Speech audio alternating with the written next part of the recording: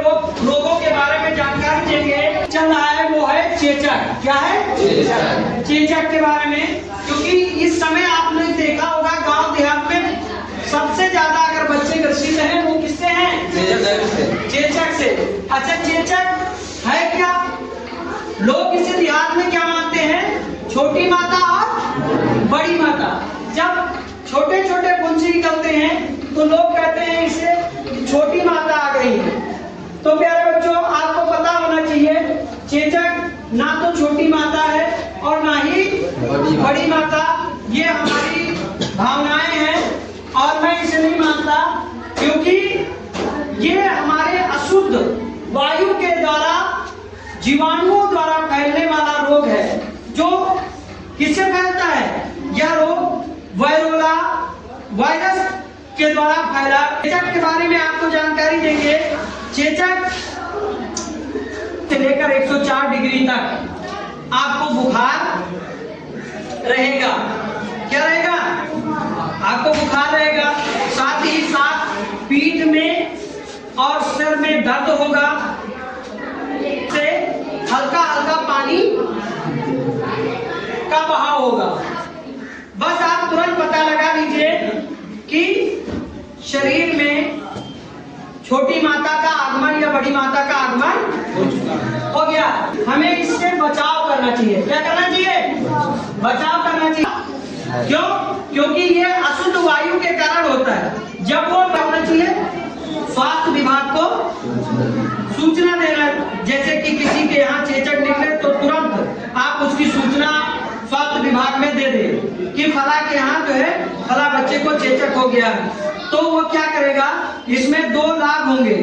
पहला, आपको पता लीजिए कि रोगी के उपचार में परामर्श तथा सहायता मिलेगी, और दूसरा ये कि अन्य लोगों को चेचक होने से बचाया जा सकता। नंबर 1 फायदा हुआ, नहीं हुआ? दूसरी बात, आप रोगी को पृथक रखना। रोगी को क्या करना?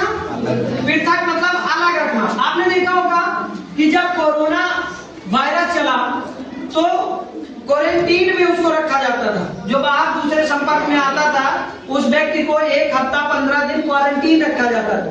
क्यों रखा जाता था? ताकि उसके वायरस दवा चल करके वहीं पर खत्म हो जाए, फिर वो हमारे संपर्क में आए। नहीं तो जब वो दूसरे के संपर्क में आ जाता था तो उसका रोग, उसके लक्षण उसमें चले जाते थे, जिससे उसको भी कोरोना हो जाता था। इसी तरीके से ये चेचक है। आप इसके संपर्क में ना आए, जितना हो सके उतना बचने का कार्य करें, ताकि उसे पृथक रखें, अपने से अलग रखें। खाना पानी बड़े ही सहजता के साथ दें और तुरंत ही गर्म पानी से हाथ मुंह सब धुल लें।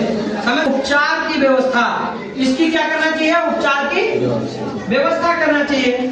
चेचक एक ऐसी रोगी के उपचार के लिए यदि अस्पताल की व्यवस्था हो तो अत्यंत सुगम है, बहुत जरूरी है। क्यों था कि कुशल व्यवस्था हमें करनी चाहिए ताकि रोगी इससे निदान पा सके। जो है परिचारिका का बचाव। जो भाई माता है अपने बच्चे को जाहिर सी बात है वो खाना पानी देगी, नहीं देगी? अगर किसी का बच्चा, अक्सर आपने देखा होगा कि छोटे बच्चों में एक चेचक होती है, तो छोटे बच्चों को माँ कहाँ से अलग कर पाएगी? तो उसे किस तरीके से बचना है? उसे किस तरीके से बचना है? तो हम आपको बताते हैं कि रोगी की परिचर्या यानी उसकी माँ को हटने के बाद परिचारिका को डिहाइड्रेट के 10% घोल को पानी में मिला करके और उसे साफ कर देना चाहिए, जिससे वो वायरस मर जाते हैं। और अपने हाथों को अच्छी तरीके से धो लेना। नेक्स्ट पॉइंट, वस्त्रों से बचना चाहिए। रोगी के वस्त्र हमें नहीं लेना, इस्तेमाल नहीं करना चाहिए। इस प्रकार के रोगी को हम उसके वस्त्रों का, उसका टॉवल का, उसका कोई भी, ये मैं पहले बता चुका हूँ कि उसका कोई प्रयोग नहीं करना चाहिए। तो अब आप लोग जान गए कि ये चेचक एक बड़ी महामारी बीमारी है। ठीक है, इससे छोटी माता या बड़ी माता हमें नहीं मारना चाहिए, बल्कि इसका इलाज साफ सुथरे तरीके से करना चाहिए और हमें इसका जितना हो सके बचाव करना चाहिए, जिससे हम इस रोग से बच सके। और प्यारे बच्चों, आज का जो ये समय चल रहा है, अप्रैल का महीना आने वाला है, आपको पता होना चाहिए कि